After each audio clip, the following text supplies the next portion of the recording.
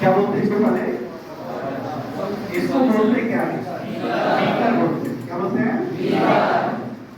और ये मैंने ले रखा है KMnO4, that is potassium permanganate. क्या बोलते हैं इसको? Potassium permanganate. तो वो पोटेशियम परमैंगनेट का फार्मूला क्या होता है? इसका फार्मूला होता है KMnO4, that is potassium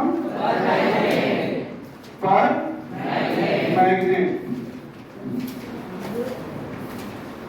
potassium permanganate that is KMnO4। ठीक।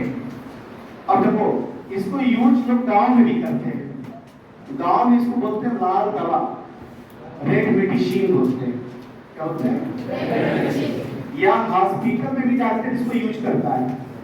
कहाँ पे? तो जब किसी का बॉडी का ऑपरेशन होता है तो बॉडी का ऑपरेशन करने के लिए इंस्ट्रूमेंट यूज किया जाता है।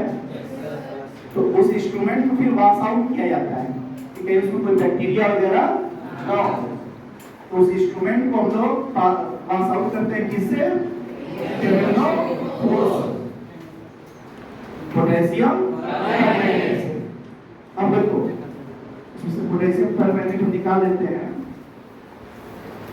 अब हम केवल पोटेशियम परमैंगनेट का एक पार्टिकल ले रहे हैं। तो एक पार्टिकल देखो, साइज देखो आप, ठीक है। और ये बीकर में वाटर लिए हुए हैं।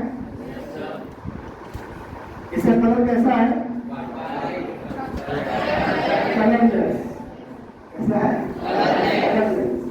इसमें पोटेशियम परमैंगनेट का पार्टिकल डाल देते हैं, ठीक है।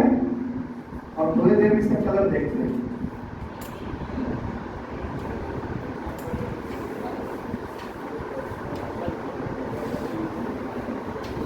कैसा कलर हो रहा है?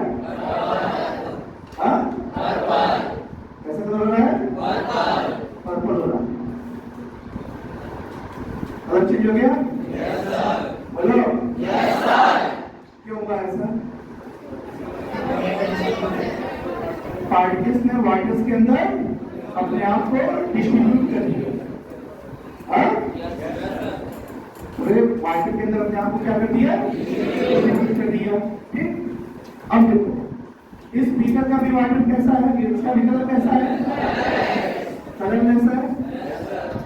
कलरलेस है। अब इसमें हम कोई पार्टिकल नहीं मिलाएंगे। इसमें हम कोई पार्टिकल नहीं मिलाएंगे। अब इसका सॉल्यूशन इसमें मिला है।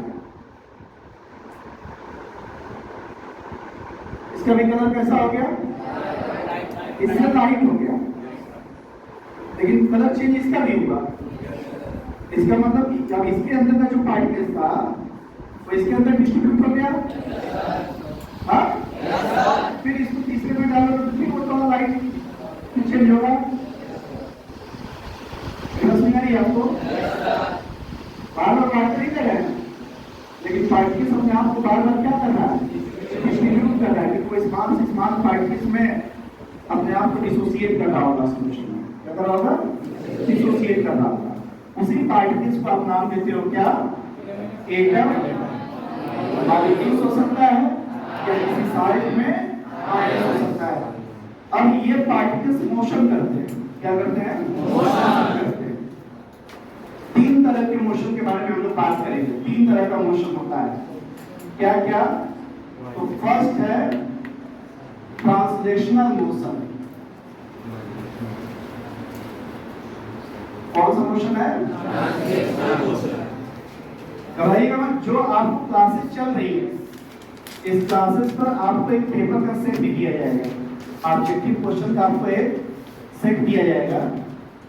कल वो एक दो दिन में सेट दे दिया जाएगा। उसको आपको सॉल्व करना होगा, घर से करके लेकर के आएंगे आप, और फिर उस क्वेश्चन को मैं डिस्कस करूंगा आपसे। ठीक है? तो देखो, पहला मोशन क्या है? Translational motion. दूसरा मोशन है रोटेशनल मोशन। और तीसरा है, मेरे लिए रफ कॉपी बना लीजिएगा आपको ना। थर्ड है वाइब्रेशनल मोशन। तीन तरह का मोशन है आपके पास। क्या क्या? Translational motion, rotational motion, vibrational motion. अब आपको समझना है कि ट्रांसलेशनल क्या होता है, रोटेशनल क्या होता है और वाइब्रेशनल क्या होता है। और वाइब्रेशनल मोशन भी 2 टाइप्स का होता है। वाइब्रेशनल मोशन भी 2 टाइप्स का, एक हार्मोनिक मोशन, कौन सा मोशन? Harmonic motion. और दूसरा एन हार्मोनिक मोशन। लेकिन देखो सारे में वर्ड में आ रहा है क्या? Motion. Translational motion, rotational motion, vibrational motion. Vibrational में भी 2 मोशन, हार्मोनिक और एनहार्मोनिक मोशन। ठीक, तो तुमने कहा कि मैटर के 3 स्टेट होते हैं, सॉलिड, लिक्विड, गैस। सबसे ज्यादा मोशन किसमें होगा? सॉलिड में, गैस में। क्यों? उसके पार्टिकल्स फ्री होते हैं। क्या होते हैं? फ्री होते हैं।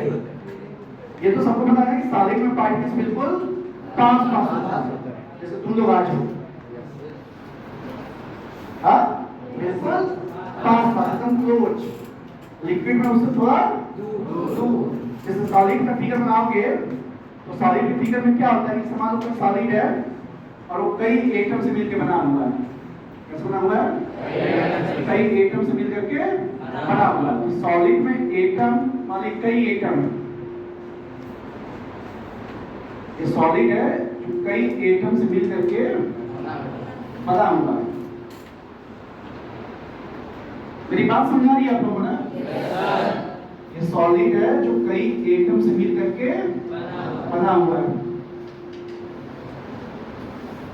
ठीक, अब देखो जैसे ये मान लो एटम है, क्या ये सपोज करो कि मैं इसका पोजीशन फिक्स कर दिया कि जब रहेगा तो यही बैठा रहेगा, वहां नहीं जा सकता।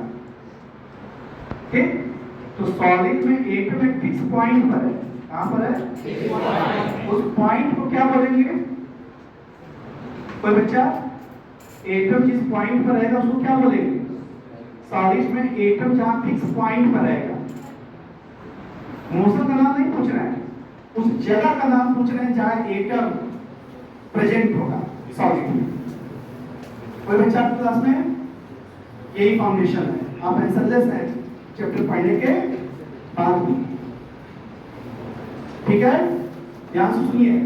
सॉलिड में एटम का पोजीशन क्या है? फिक्स है। पोजीशन क्या है? और ये जैसे ये एटम है, इसका पोजीशन यहाँ पे फिक्स है। ये एटम जिस फिक्स पोजीशन पर पाया जाएगा, इस पोजीशन को कहते हैं लैटिस पॉइंट। क्या बोलते हैं? Lattice point. क्या बोलते हैं? Lattice point. Lattice point. क्या हुआ? सॉलिड में एटम एक फिक्स जगह पे पाया जाएगा। कहां पाया जाएगा? उस फिक्स जगह को क्या बोलेंगे? Lattice point. क्या बोलेंगे?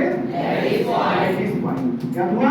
Yes sir. एक चीज आप ध्यान से देखो, हमने ये सॉलिड का फिगर बना रखा है। इसका फिगर बना रखा है सॉलिड का। हमने एक सॉलिड का फिगर बना रखा है। तो इस सॉलिड में एटम एक फिक्स जगह पे, कहां पे है? उस फिक्स जगह को क्या नाम दे रहे हैं? और अगर तुम ध्यान से देखो तो ये सारे एटम जो है वो सब एक फिक्स जगह पे है, लेकिन उसके बाद भी इसमें कुछ इंटरमॉलिक्यूलर स्पेस दिखाई दे रहा है। स्पेस दिख रहा है कि नहीं दिख रहा है? बोलो। इस स्पेस को क्या कहते हैं? Intramolecular space.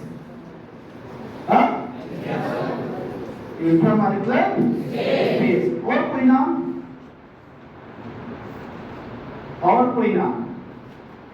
तो इसको इंटरेस्टियल स्पेस भी कहते हैं। क्या कहते हैं? इंटरेस्टियल स्पेस भी कहते हैं।